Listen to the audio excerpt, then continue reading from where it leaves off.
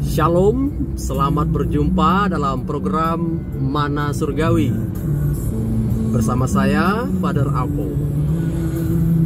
Kali ini kita akan mendalami sejenak dari perikop Injil Lukas pasal yang ke-17 tentang ke-10 orang kusta.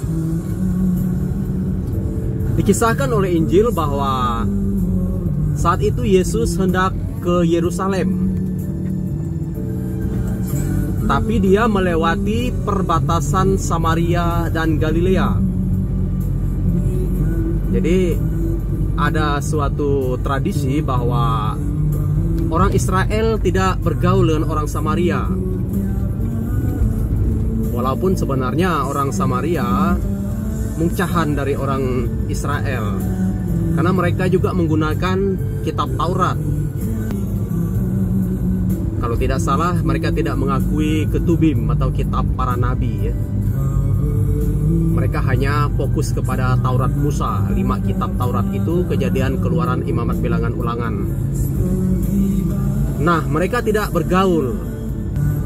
Nah, Yesus dalam perjalanan ke Yerusalem, dia menyusuri perbatasan Samaria dan Galilea, sampai dia pun singgah di suatu desa dekat. Rupanya di sana banyak orang yang tahu, sehingga orang-orang mengambil kesempatan untuk melihat dia atau bertemu dengan dia. Dan mereka yang sakit itu lebih lagi, mereka mengambil kesempatan karena mereka mendengar bahwa Yesus memang mampu menyembuhkan berbagai-bagai penyakit.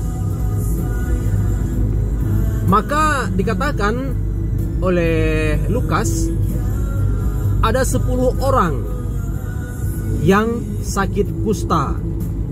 Dalam budaya Yahudi, orang sakit kusta ini, kalau mereka masuk kampung, dalam kitab Taurat itu bisa kita baca di sana, mereka harus berkata, aku najis, dan mereka tidak boleh memakai pakaian yang bagus. Mereka harus memakai pakaian yang compang-camping. Dan mereka tidak boleh tinggal satu komunitas dengan orang-orang yang sehat. Mungkin itulah sebabnya mereka dikumpulkan di suatu tempat sehingga jumlahnya mencapai 10 orang. Ketika mereka mengetahui bahwa ada Yesus lewat di situ, ke-10 orang ini berdaya upaya mendekati Yesus. Dan karena mereka sadar keadaannya yang najis itu, mereka tinggal berdiri agak jauh. Dan supaya mereka terdengar, mereka berteriak. Bukan hanya berkata-kata seperti saya ini, meskipun agak keras, tapi ini masih berkata-kata. Nah, mereka berteriak,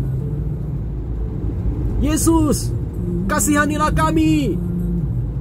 10 orang berteriak, mungkin sambil menunjuk-nunjuk diri mereka.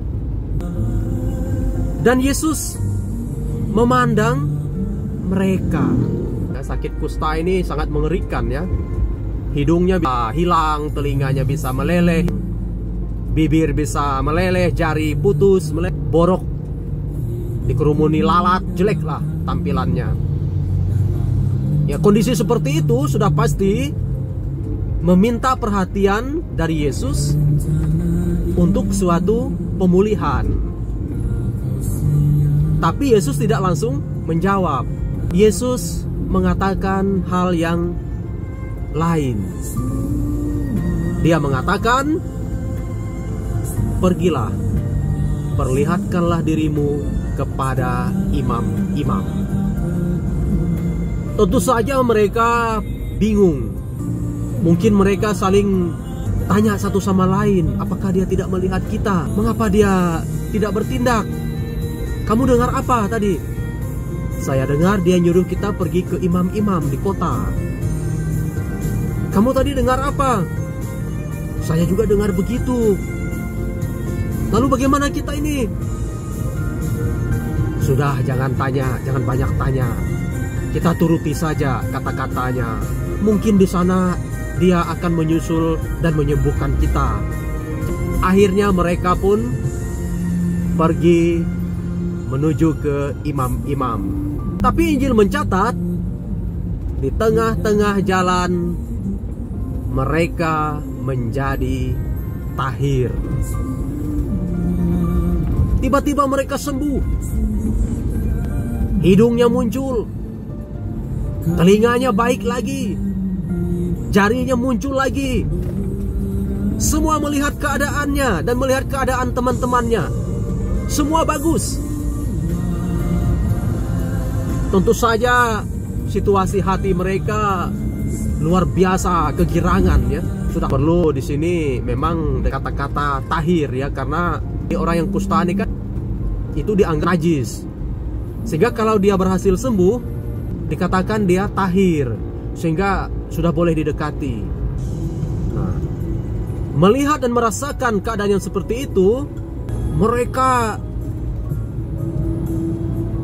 langsung ada yang pulang ke rumah melapor ke mamanya, ada yang langsung lari ke kebunnya yang barangkali sempat terbengkalai karena dia sakit, ada yang kembali menemui teman-temannya dulu, nongkrong-nongkrong di warung.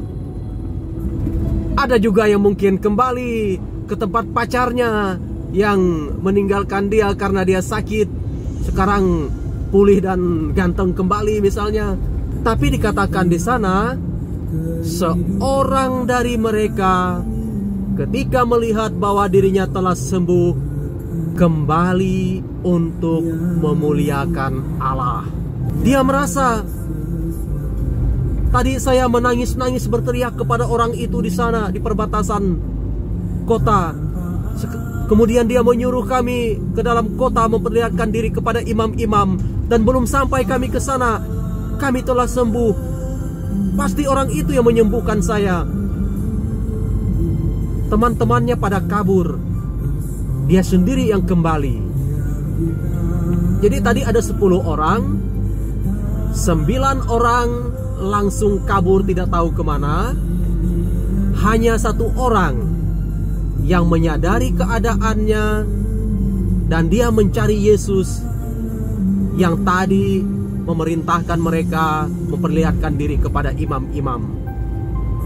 Dia berusaha kembali. Dia lihat masih ada Yesus di sana, dan dia langsung tersungkur di depan kaki Yesus dan mengucap syukur kepadanya. Mungkin langsung dia bilang, terima kasih Tuhan, haleluya, terpujilah Allah, terima kasih Tuhan. Barangkali seperti itu ya, karena dia dikatakan berseru dengan suara nyaring, bukan hanya dalam hati. Dan dikatakan oleh penulis Injil, oleh Lukas, bahwa orang itu adalah seorang Samaria. Ini penekanan ini. Kalau hanya itu yang dibilang orang Samaria, agaknya yang 9 orang mungkin tidak. Mungkin orang Galilea. Bapak, Ibu, saudara-saudari yang dikasihi Tuhan, dalam kesempatan ini saya ingin mengajak kita melihat bagaimana reaksi Yesus, dan yang sekaligus merupakan reaksi Allah sendiri terhadap manusia yang tidak kembali untuk bersyukur dan yang kembali untuk mengucap syukur. Kepada orang yang tidak kembali untuk bersyukur, 9 orang, dikatakan di sana Yesus bertanya, bukankah ke-9 orang semuanya telah menjadi tahir? Yesus kan tahu, karena dia yang menyembuhkan. Yesus beberapa kali sudah menyembuhkan orang dari jarak jauh. Ketika seorang hamba perwira Romawi datang kepada dia, prajurit datang kepada dia melapor bahwa hambanya sakit dan hampir mati, Yesus mengajak, ayo kita ke sana. Tapi perwira ini mengatakan, jangan Tuhan. Nanti kalau kita ke sana, waktu terlalu lama, mungkin dia sudah mati. Cukuplah katakan saja dari sini, supaya dia sembuh. Lalu Yesus heran melihat, luar biasa iman orang ini, meskipun dia bukan orang Israel, dia perwira Romawi, orang kafir, kok begitu percayanya dia. Lalu Yesus akhirnya menerima permintaan dia. Sudah, hamba itu sembuh. Dan dia langsung percaya pulang. Nah, kemudian besoknya prajurit dia datang, ngomong lagi dengan dia, tanya jam berapa sembuh. Oh, kemarin jam sekian. Oh, waktu itulah Yesus mengatakan bahwa dia sembuh. Dan memang terjadi seperti itu. Jadi Yesus bisa menyembuhkan dari jarak jauh. Dan kali ini dia juga menyembuhkan orang-orang ini di tengah jalan dengan kuasanya. Tapi sekali lagi, ketika menerima kesembuhan, yang mana harapan Tuhan orang pandai bersyukur, ternyata 9 orang sama sekali tidak ingat. Mereka kabur kemana-mana dengan urusannya masing-masing. Sehingga Yesus bertanya, kemana yang 9 orang? Tidak adakah di antara mereka yang kembali untuk bersyukur? Selain daripada orang asing ini, hanya orang Samaria yang kembali untuk bersyukur. Sampai di sini kita mengetahui bahwa ketika kita menerima suatu kebaikan Tuhan yang terjadi dalam hidup kita, setelah kita memohon kepadanya, maka Tuhan menginginkan kita bersyukur. Kembali kita, bahwa kita datang kepada Dia, berseru kepada Dia dalam suatu masalah hidup kita, itu bagus. Memang itulah pekerjaan Tuhan, menolong setiap orang yang percaya yang datang kepada Dia. Dia tidak akan menolak. Dia akan memandang mereka yang berseru kepada Dia. Namun ketika orang tidak kembali kepada Dia untuk bersyukur, ini menjadi pertanyaan Tuhan. Lewat apa yang dikatakan Yesus, kita tahu sikap Tuhan. Di mana yang 9 orang? Tidak adakah di antara mereka yang kembali untuk memuliakan Tuhan selain daripada orang asing ini? Bapak, Ibu, saudara-saudari yang dikasihi Tuhan, mungkin kita bertanya, ada apa? Mengapa Tuhan menghendaki kita untuk bersyukur? Apakah Tuhan kelaparan dan kehausan akan ucapan syukur kita? Seakan-akan Dia merasa kurang pada dirinya kalau kita tidak bersyukur. Dalam hal ini Dia bukan seperti tukang kredit, ya. Setelah Dia memberi, kemudian Dia akan menagih. Kalau perlu dengan debt collector yang kadang-kadang ganas itu. Dia bukan seperti itu maksudnya, menyuruh kita bersyukur. Bukan menagih. Lewat perkataan Dia di akhir perikop ini, kita mengetahui itulah maksud Tuhan. Jadi kepada orang yang bersyukur itu, yang tadinya masih tersungkur di depan kaki Yesus, mengucap syukur kepadanya, Yesus mengatakan, berdirilah, pergilah, imanmu menyelamatkan engkau. Jadi ucapan syukur yang kita panjatkan kepada Tuhan sama sekali tidak menambah kemuliaan Tuhan. Sama sekali tidak membuat Tuhan menjadi lebih sempurna, lebih diperkaya dengan semua itu. Tapi itu demi kepentingan kita. Dengan ucapan syukur yang ada, dia melihat ada potensi dalam diri kita yang membuat dia bisa menjamin suatu kebaikan atas hidup kita. Yang 9 orang mereka hanya sembuh badannya, tapi mungkin dia kembali mabuk-mabuk, mungkin dia kembali ke gaya hidup yang salah, yang menyusahkan masyarakat, bisa jadi. Dan Tuhan tidak menjamin apa-apa atas mereka. Jadi kalau kita bisa bersyukur atas anugerah Tuhan, itu akan menjadi potensi, akan menjadi nilai lebih dari kita di hadapan Tuhan. Dan dengan itulah dia bisa menjamin kebaikan, keselamatan yang berkesinambungan atas hidup kita.